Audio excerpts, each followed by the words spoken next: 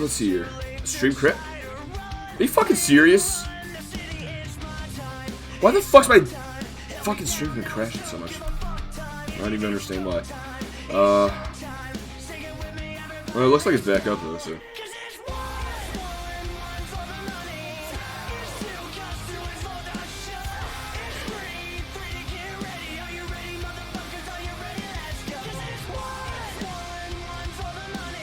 One quick second.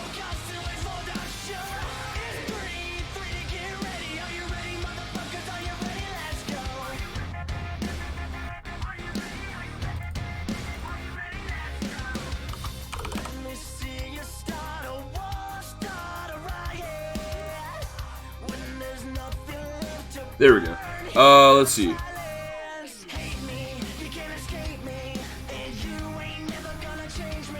2 versus 3, and Izzy did nothing. I don't know what the fuck you're talking about there, bro. I'd argue Izzy fucking saved it right there at the end. Melissa Root ended up hitting... What the fuck's going on with the damn stream here? Izzy Phelps said it, or Melissa Root ended up hitting Izzy Phelps instead of breaking up the pin, so she kind of fucking sacrificed herself at the end of anything. But yeah, fuck you, fine.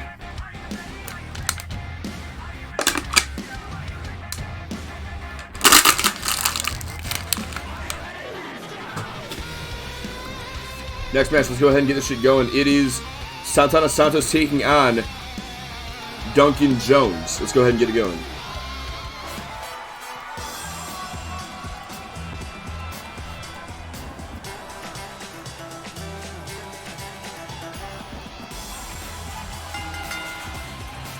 Making his way to the ring, accompanied by Loco Lee Lopez.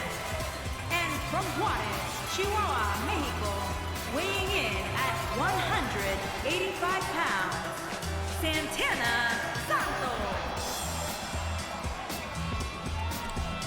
Now, Santana Santos and Loco Lopez last month at Wrestling Palace unfortunately lost their UPW Tag Team Championships. It was an incredible run with the belts that lasted 273 days. But now they're looking to recuperate their losses, looking to pick themselves back up. And it looks like to do that, they're going to have to... Well, Santana Santos is going to have to face off against Duncan Jones this exhibition match. Jones, another superstar who lost at Wrestling Palace to Zach Stasiak. Sekio tried to pick up the pieces last week during the UPW draft, but were unable to against the Bakers. It was an incredible match. It was so close, but in the end, the Bakers barely picked up the victory.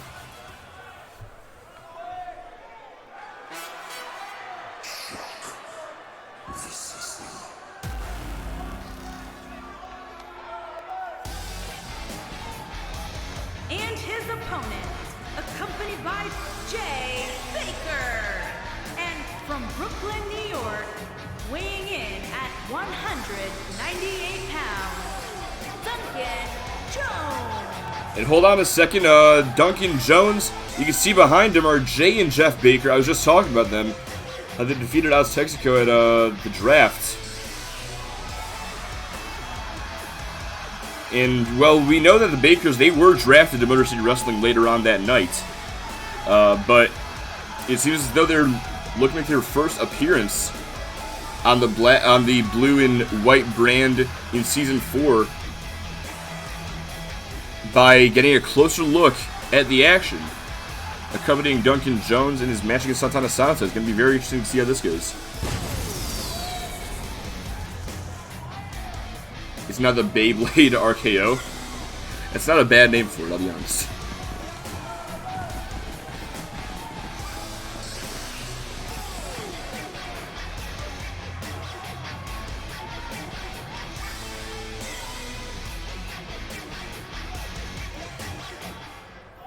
But now DJ is ready to go. Santana Santos and Duncan Jones.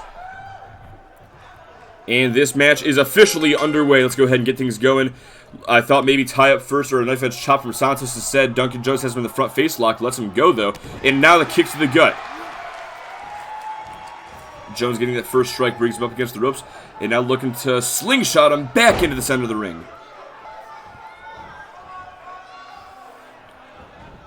Stomps to the back of the knee. And clubs the upper back, maybe in the back of the head. Hang on a second, turning him around here. Oh, neck break. Wait a second, Santos got the better of that one, I think. I think Santana Santos reversed that into a neckbreaker of his own is what happened. And now looking for a tilt-a-whirl Hurricane Rana. Bringing Jones down. Picks him back up. Looking for a Hurricane Rana again and again. Brings him down. And now it brings him back up just to put him back down to the inverted DDT.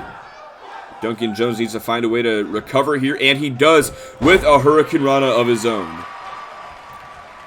Oh, it now drops the knee across the chest. All these Hurricane Ranas, though, got me thinking of the WGGP match that happened earlier today. I'm not going to say what happened, but it was pretty eventful. It was a first in WGGP history, if I'm correct about that. I believe that it was a first. I can't recall any of the time that it happened. I've seen all the matches. But Duncan Jones now the hip attack, followed by an Enziguri looking for the cover, does not even get a 1. Oh, back elbow by Santos. Knocks him back to the center of the ring, turns him around, setting up here, looking for Destino. And he's not finished quite yet. Backs up to the ropes, getting a running start, looking for the Tiger Twist cutter. And goes for the cover. Hooks the outside leg. 1, 2, and Jones gets the shoulder up.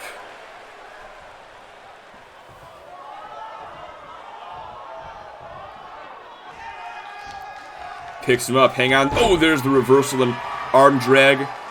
Bringing him back down. And now, over the top rope, down to the floor goes Santos. Out to Jay Baker, who's putting his hands on him, and Jones now brings him back inside the ring. Not going to let Baker gets to do whatever he was planning. Now Jones goes to the top rope. And remember, if Jay Baker, or Jeff for that matter, they actually attack Santana Santos, then Duncan Jones will be disqualified. But now into the corner across the ring. Handspring back elbow. Sends him to the canvas. Off the bottom rope with a 450 as well. And picks him up, turns him around, looking for once again, hits another Destino. Center of the ring. But he's not going for the cover, instead a cross armbar. But Duncan Jones able to out-leverage his opponent and fight free from the hold. How's he going to capitalize, though? Wait a second, Santos, I believe he was looking for the Tiger Twist cutter. Couldn't get it in time because Jones able to bring him into the corner instead. Hit that Enziguri once more. And now, he may be setting up for the end here. Out of the corner looking for the culture shock. Santos is down and out. Hooks the outside leg. 1, 2, and only a 2.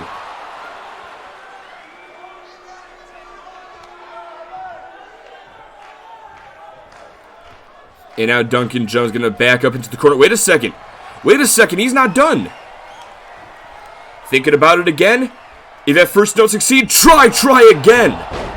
And this time right into the cover, wasting no time. Center of the ring. 1, 2, 3. No! Still Santos kicks out. And now Duncan Jones with a flying clothesline. Follows up with an atomic drop, inverted atomic drop rather, and a double leg drop as well, with a drop kick for good measure. Picks him back up. Kick. Wait a second. Santos caught him. Single leg takedown. Instead, looking for a leg trapped STF. Oh, but Jones with a reversal and a Hurricane Rana again. And hang on a second, there's the uppercut. And Santos' modified leg sweep takes him down. And now Santos into a dragon sleeper with body scissors as well. A lot of torque on the back of Duncan Jones with this move. And I'm glad that the referee is blocking the entire fucking thing. But Jones, regardless, is able to fight out, stomp to the upper back. And now turns him around. Hang on a second. What's he thinking? Turns him back around into the corner. And misses the drop kick. Now Santos. No, Jones still in control. Again into the corner. This time gets that drop kick. But Santos keeps right back up. Now the front face lock. Lets him go. Oh, and that's a mistake. Kick to the gut. Pulls him in. Side effect. Drags him back to the middle of the ring. And Jones, what does he think? He goes out to the apron. He's calling for Santos to get back up. Duncan Jones. No, wait, decides against it. Instead, hang on, no, again, maybe looking for the neck breaker, but Santos pushes him away, and now looking for Destino. Back into the cover, hooks the leg, 1, 2, 3, no, Jones kicks out. Santos says that was 3, referee says it was only 2. But Santos again, if that's not going to get the job done, then the Tiger Twist Cutter will. Into the pin. 1, 2, 3. And Santana Santos picks up the victory. It was a hard-fought win. Much respect to Duncan Jones for sure after that one. Both these guys fought incredibly hard for the win, but in the end it is Santana Santos who has his hands raised high.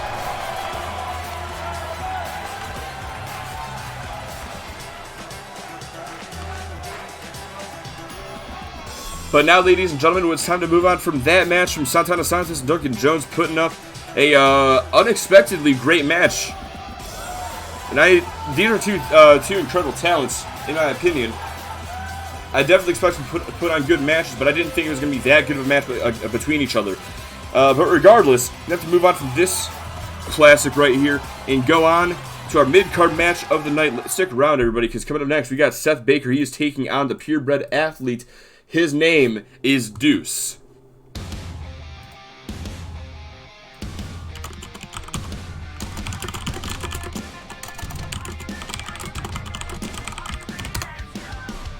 Yo, what's up, Jordan? Let's see here. Funny that guy with a kind of cat-like lucha mask is wrestling tonight because my cat just hopped onto the bed. Just imagining a Destino into a cross armbar transition, and it looks pretty sick in my head. I can kind of see it, actually. I'm not against that idea. That'd be a cool, like, signature or even finisher. Kind of like Shayna Baszler's suplex into the Kirifuda clutch. Surprised DJ isn't the one with Aztexico. I mean, he's facing Santana Santos, so why would... You're saying, like, look, Lopez being in his corner. Why would he be in his corner? Why wouldn't he be in Santos' corner, you know? New Japan actually did more gimmick matches. I could see Tetsai's Naito doing it in a submission match. I'm sure I fucking mispronounced the fuck out of the name also. Naito, I know I pronounced that part right, but I have no idea how to pronounce his first name. That's my motherfucking lord. That one part where towards the end of the match, I think they were both taking liberties a bit. Crossing borders, kicking ass, and taking names.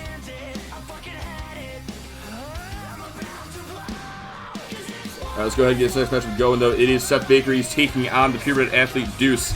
And it is now time for a mid-card match of the evening.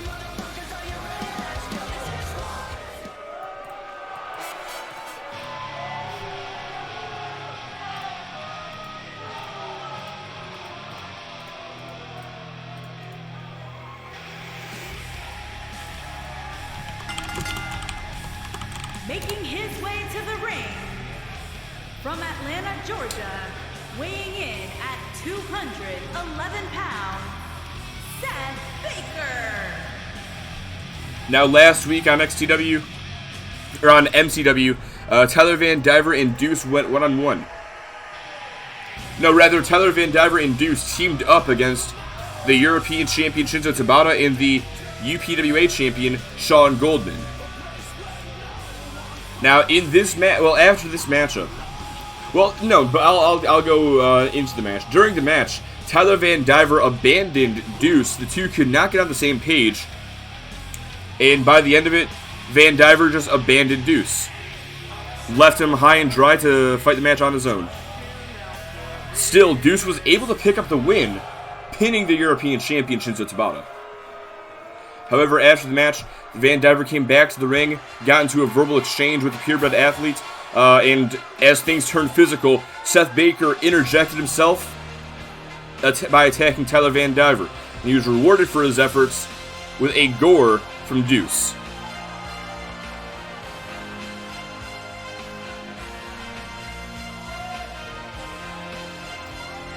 This led to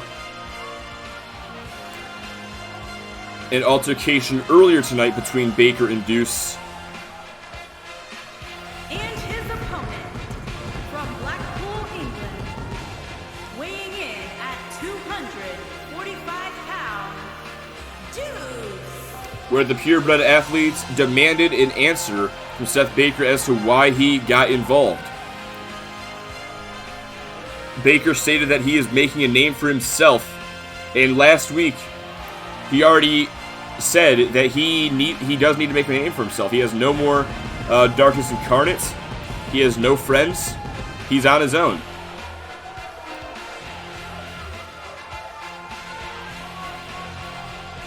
And he tried making a name for himself at the expense of Tyler Van Diver and Deuce.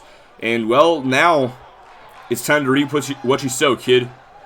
Seth Baker, Deuce, one-on-one. Oh, and immediately a quick jab. Baker responds with one of his own. High knee, staggers him. Clothesline, no, drop toe hold across the middle rope. And now looking to follow up. Deuce out to the apron. What's he thinking here? Oh, neck breaker across that middle rope. That is not going to feel good. And now just deadlifting Seth Baker up.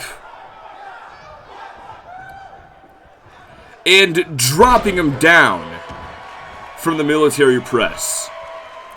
Picks him back up. Hang on a second. Going after the arm, but there's a rolling elbow. Basement dropkick to the bad knee of Deuce. Couple knife edge chops back and forth. Into the corner. Drop kicks to the lower back. Seth Baker's putting up a fight. There's no doubt about that. Off the ropes. Drops down. Leapfrog. Oh, misses the knee. And Deuce with a clothesline to the back of the head, making him pay. Wait a minute. Wait a minute. That's Shinzo Tabata's theme song. The European champion he's got Deuce.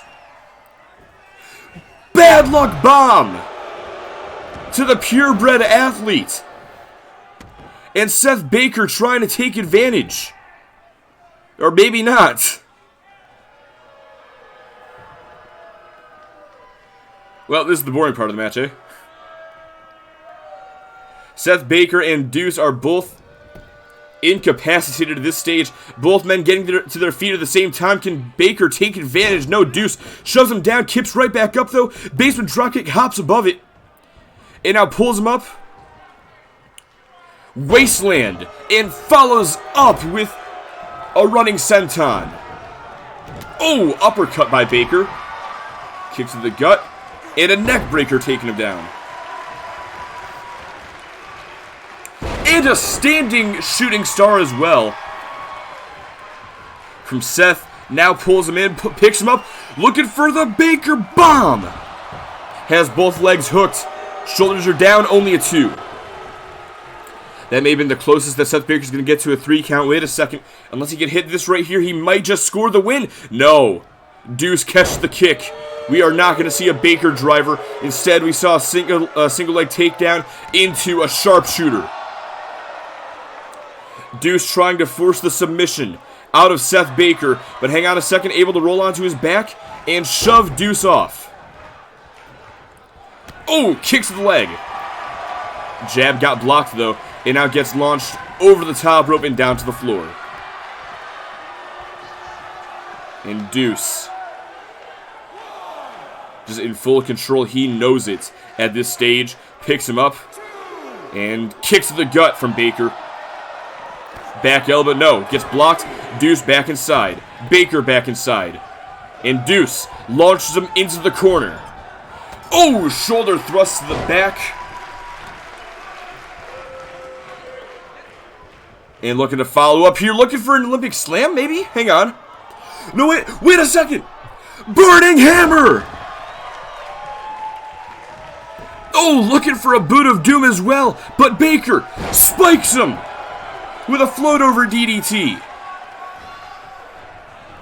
Picks him back up, but Deuce with that shoulder tackle, taking him down, now dragging him to the middle of the ring. And Deuce is gonna send Baker for a ride. Around and around they go. When will they stop? Only the purebred athlete knows.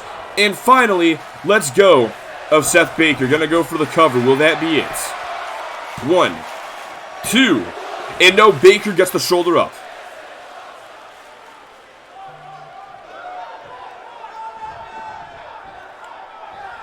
Picks up Baker, turns him around, and Deuce looking for Boston Knee Party. Into the cover, hooks the leg, but Seth Baker grabs the bottom rope, a critical error for Deuce. Jawbreaker, nice reversal, and a high knee. Caught around the forehead, dropping. The purebred athlete, the painkiller, connects as well, center of the ring. Hooks the outside leg, will that be it? And no, only a 2 count, that was about a hair away from 3. And now dropping a knee across the forehead, targeting the skull of the purebred athlete. And now maybe looking to finish him off once and for all. Kicks to the gut, looking for the chemical kiss DDT, floats over, hooks the leg. 1, 2, 3, Seth Baker's actually done it. Seth Baker has just pinned the purebred athlete. In perhaps the upset of the century. And of course, give the assist to Shinzo Tabata. But it looks as though Seth Baker is doing exactly what he intended.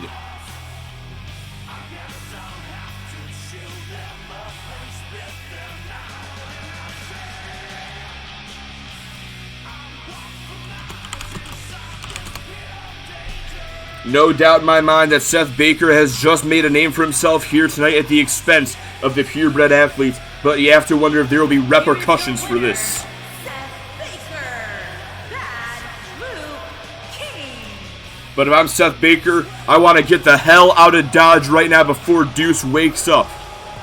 Because you can guarantee he is not going to be happy when he finds out that he just lost to Seth Baker.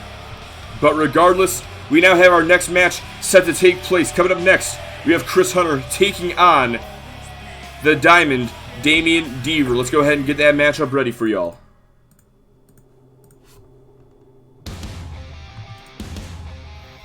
Let me take a look at the chat. I know I missed a lot during that match. I saw it just fucking going. Kill that man, end his whole fucking life. Let's see. I just realized Deuce has Kurt's music, intro animation, and his broken freaking neck. How about that? That's actually really fucking funny. I didn't even think about that. Deuce sucks. Deuce sucks. Alright. I swear on all that is holy. Deuce is going to end Tabata. Deuce has been in 2 matches where Shinzo Tabata is on the other side, and Deuce hasn't pinned Tabata once. If he pins him in the future, it's just luck. Wait. Deuce has been in 2 matches where... Wait, who lost last week? Who got pinned? Oh, it was Sean Goldman. I thought he pinned Tabata last week. My bad. I would low-key watch the hell out of an Iron Core between those two. Let's see. About as 95 with without resiliency, induces 96 with resiliency. With fall differential, it'd be the triple difference. I won't lie. The funny thing is, so I think the largest margin in an Iron Man match in UPWA, I can fucking find it easily. Let's see. Yeah, so about a year ago, or no, about 2 years ago actually. Yeah, the largest difference in an Iron Man match occurred. MCW 52, Riley Anderson versus Jack Campbell for the European Championship. Jack Campbell won with a score of 33-11. It was not a good match for Riley Anderson. It was a 60-minute Iron Man. And yeah, it was pretty boring after like the first 15 minutes because you already knew who was going to win at that point. Let's see, their first 1v1, Tabata had to win via countout because Deuce was going to win. That fucking dude, I can't tell you how well things just worked out for this rivalry, by the way. Like, this has actually been... So, I hate how I can't fucking control things in the universe, in the UPW universe. Because, like, it makes booking so fucking difficult. Like, it makes storylines so difficult to, like, make them good. But, damn, this has been a good storyline just because, like, things have been working out better than they should have been. Alright, let's go ahead and get this going. It is Chris Hunter. Let me pay out the bets first, actually. So, Seth Baker. I will pay that out 3, actually, because that was a fucking upset win and a half. Alright. But yeah, let's go ahead and get this matchup going. It is Chris Hunter versus Damian Deaver, 1-on-1. And there we go. Except, hold on a second. I'm being informed right now that there's been a change to this match. Making his way to the ring from Cape Town, South Africa, weighing in at 244 pounds, Chris Hunter. I am being informed that there is a change that's being made to this matchup. Before I announce that, let me go ahead and get Discord updated.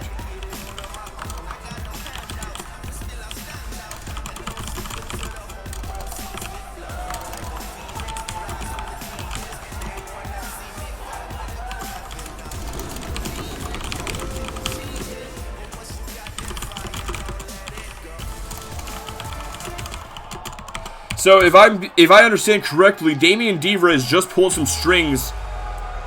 This match has just become a handicap match. It is going to be Chris Hunter versus Blood Money in a 1-on-2.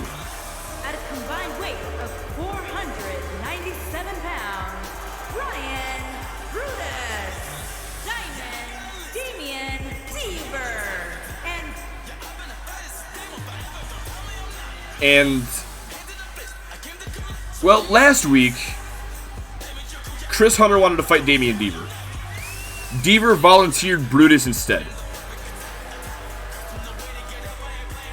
And thanks to a lot of shenanigans, Brutus was able to pick up the win.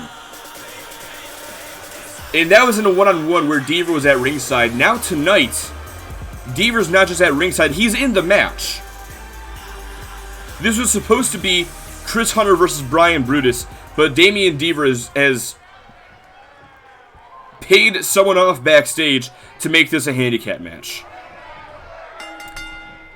And now you have to wonder how...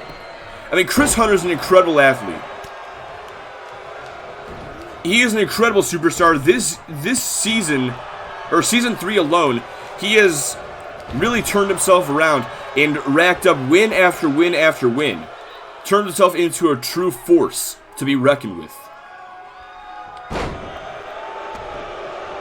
But 2-on-1 odds are 2-on-1 odds. It does not matter how you look at it. And now Chris Hunter not only has to face perhaps the strongest man in the UPWA, being Brian Brutus, but also has to face his boss, Diamond Damian Deaver. Oh, and what a gut buster by Brutus. We talk about the strength of this man. There it is on display right there, lifting up a heavyweight like he's nothing. And now Deaver's tagged in, and Chris Hunter cannot wait to get his hands on the diamond. Back elbow, though. Kick gets caught. Elbow to the knee. And this may have been a mistake by Deaver to let himself get tagged in. He let Brutus do the heavy lifting, and now figured he'd just be picking up some of the pieces here. Turns out it's going to be a bit more difficult than that, but now Deaver is in control going to the top rope. And hang on a second, Hunter back up to his feet. Deaver, gets that club to the upper back, going to go for the cover. Lateral press, not even a 1. Picks him up and sends him into the corner. Now tag is made back to Brutus, and he is... God fucking damn it. Well, if the roles were reversed, that would make a lot more sense. But either way, Brutus now that stomp to the face, lateral press, only a 1.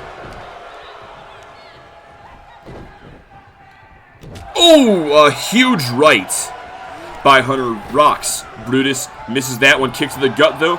Able to recover, there's a right, hang on. And another one, he's got him stunned. A third right. And a left. He didn't even go down. Brutus stayed standing, but the backbreaker finished him off there. And, fireman's carry. Hang on a second, pulls him in, looking for the bear hug. Brian Brutus trying to force a submission out of Chris Hunter here, but no, elbow. Another elbow, and a bell clap. Able to escape the hold, and again, these lefts, winds it up, and there's a right. Brutus goes down. Hunter setting up now. And a KO punch. Brutus may be down for the count. Gonna go for the cover here. Hooks the outside leg. Shoulders are down. 1, 2, and only a 2. Stomps to the back. And going after the arm. Now trying to bring Brutus back to the center of the ring. Drops the fist across the face. And now Brutus sweeping the leg. Stomp to the arm. And a stomp to the back. Brutus locking in this camel clutch. And just look at the way that Hunter's back is being bent backwards. But still, he's able to escape. Swept the legs, but how much did that just take out of Hunter's core? Regardless, brings Brutus back into the corner. But now Brutus brings him to the top turnbuckle. There's an open hand right. And now both superstars up on the top rope, looking for the superplex to the outside.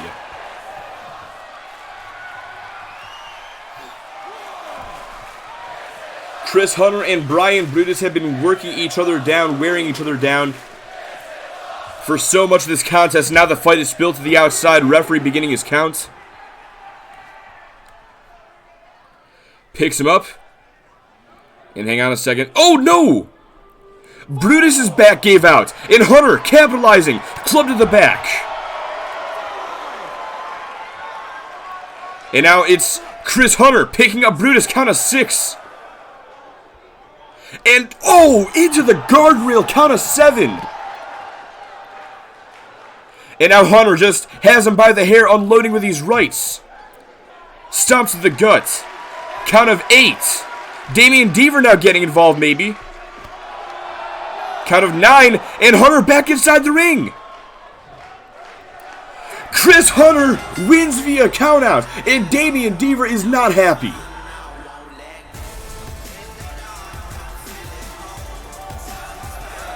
You all bet against Hunter, and he wins. Doesn't matter how he won, he got the job done somehow.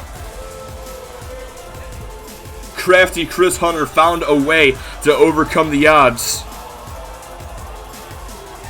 I guess it doesn't matter how much you pay UPW officials to weigh the odds in your favor. If you're a guy like Chris Hunter, you still find a way to get the job done, and you get it done right.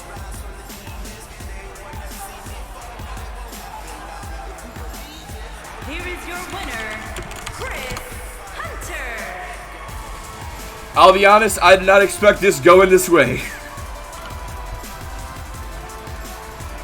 And I don't think that Damian Deaver expected it to go this way either. But it's going to be very interesting to see how Blood Money look to recuperate from this loss. Regardless, it's time to move on, ladies and gentlemen. It is now time for our main event of the evening.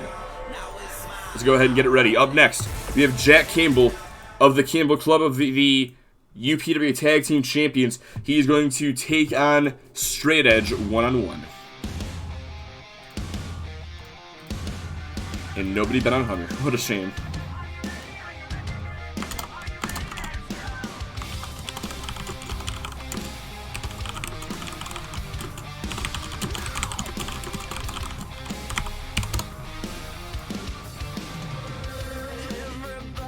I was almost gonna make the match elimination too. I'm not gonna lie. So that would have been kind of cool, actually. I kind of wish I would have done that now. Because I wanted Blood Money to win. Because, you know, they're the heels. They're pulling this bullshit. And now they look, I'll be honest, they look kind of weak, but they don't look super weak. It was a count-out loss. But now I wish that I had elimination turned on, because that would have happened right there, and Brutus would have been eliminated. We'd have Deaver still in the match, taking on Chris Hunter. And with how weak Hunter be at this point, I expect Deaver would have been able to pin him. Ah, but what a shame. Just another regret in a long list of many. If Chris Hunter wins tonight, this so much steam is going to be taken out of it, considering Deuce had a basically 1-on-2 handicap match last week, and and Seth Baker just upset Deuce. Does that mean that next week Deaver's going to upset Hunter? Damn, I forgot to send you his updated tag moves. My bad. You're all good, bro. Honestly, you may have done it, and I might have just not put them in. I'll be honest with you. I forget to do that. I always put shit off like that, and then I just don't get around to it a lot of the time. I'll be honest. I wonder who the first person to lose to Brutus, to a Brutus bear hug will be. Weird that you would want this, Brendan. This is a TV 14 show, not an XXX one. God fucking damn it. Deuce versus Tabata draft show finish. I'm so fucking confused by that. I hate everything. I feel like I haven't seen Straight Edge in ages. He was on the show last week, albeit in a managerial role, but still.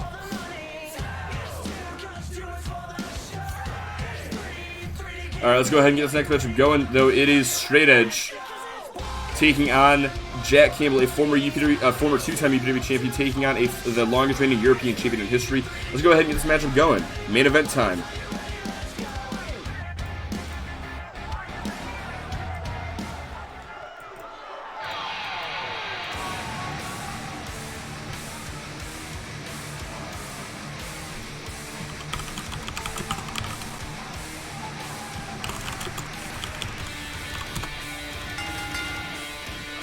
Making his way to the ring, accompanied by DGS.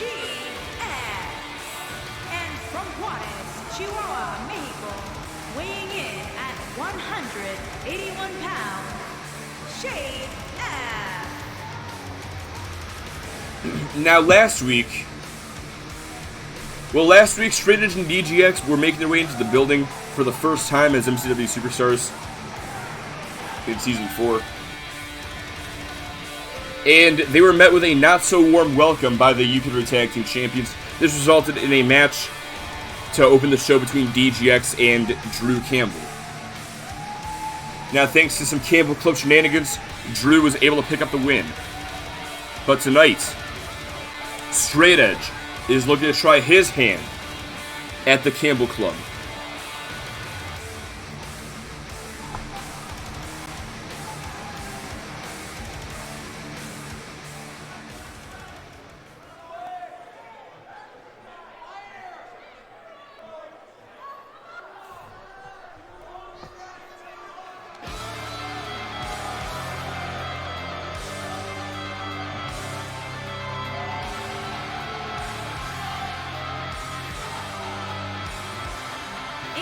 his opponent, accompanied by Drew Campbell, and the club from Ann Arbor, Michigan, weighing in at 202 pounds, Jack Campbell. Now, as of Hardcore Hell in just a few weeks for Extreme Takedown Wrestling, the Campbell Club will have held the UPW Tag Team Championships for 42 days. And of course, with a vastly different tag team division on Motor City Wrestling, thanks to the UPW draft, there is a plethora of tag teams who are looking to challenge for those very titles. And Broken Bones could very well be one of those teams. You got people like Aztexico, the Bakers, Blood Money, Strength and Power, and of course Broken Bones. And that's non-canon, by the way. That is non-canon. Referee simply informed them to just switch spots for some reason, and that is all that happened. But regardless, this match is now underway. Straight Edge, Jack Campbell. Hang on, off the ropes. Oh, Flatliner took him down. Nice move there by Straight Edge. Club to the back, and a second one, a third. Hang on. Oh, there's a right. And a club to the upper back now. Pulls him in, drop toe hold. But Campbell right back up to his feet. Straight Edge sends him into the corner. High knee. And a bolt. No. Thought he was going to go for the Bulldog. It looked like it, but Jack Campbell found a reversal. And now sends him face first into the turnbuckle and going to repeatedly drive that head into that top turnbuckle. And finally finishes off. Quick stomp there. And, oh, Straight Edge fires back. Shoves him away. Jack forced to retreat to the outside for a sec. Now back inside with the kicks, the chops, and that throat thrust. Now the Northern Lights suplex. Oh, but Straight Edge suckered him in. Knee to the face, dropping Jack Campbell. Now a jawbreaker, and no, reverse.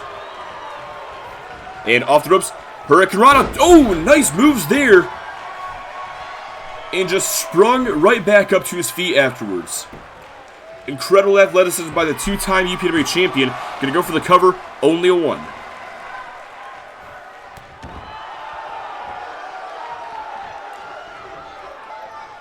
And now looking for the Koji Clutch, looking to submit Jack Campbell here, center of the ring.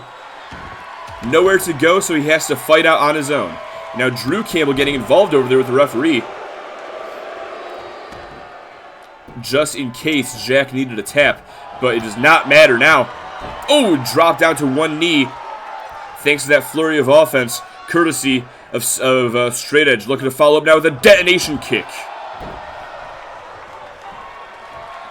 But Straight Edge not finished. Looking to finish him off here. He's got him in the cravat, and the standing Shiranui gets all of it into the cover, only a 2. Oh, and a high knee just took him down.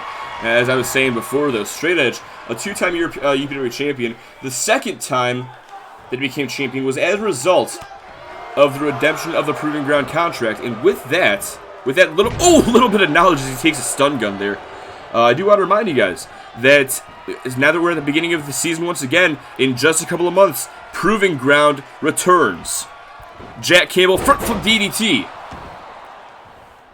Rolls him over, hooks the leg. Is that going to be it for Straight Edge? 1, 2, only a 2. When Proving Ground returns, we will see XTW and MCW go head-to-head once again. In the Proving Ground tournament, the finals will be 2 from XTW, 2 from MCW, and a wild card who wins the redemption round in a 60-minute Iron Cell match. But tonight on MCW, Jack Campbell almost getting the 3 counts with that Campbell kick. But yeah, Proving Ground definitely something to look forward to in just a few months. I certainly can't wait for it. One of the most exciting pay-per-views the entire year. But now Straight Edge going to go for the cover here with off that running knee strike. And that's going to get the job done. Straight Edge defeats Jack Campbell here tonight.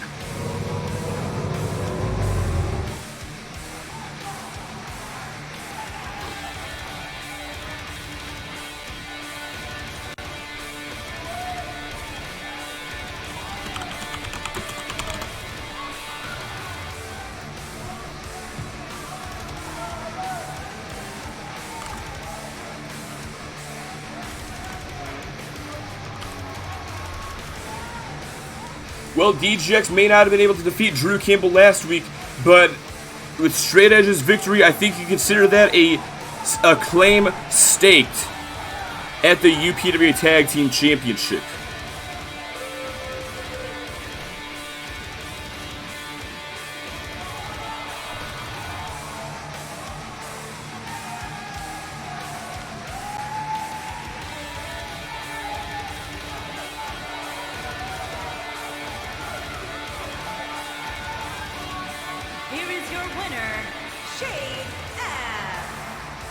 The Campbells are not too happy about this victory for Straight Edge here tonight, but it does not matter.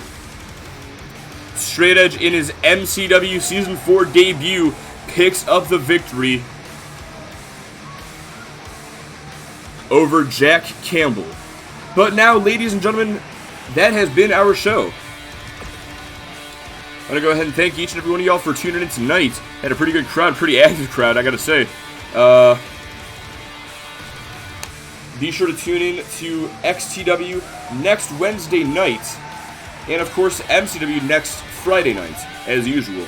11 p.m. Eastern Standard Time for both shows. And as far as non-UPW streams are concerned, I do plan on streaming Vice City Remastered. More than likely, probably on, like, Monday or something. I think that's the plan right now. But until next time I see you guys, this was MCW 146 live from Indianapolis. And this is your boy Doug the Dog 6.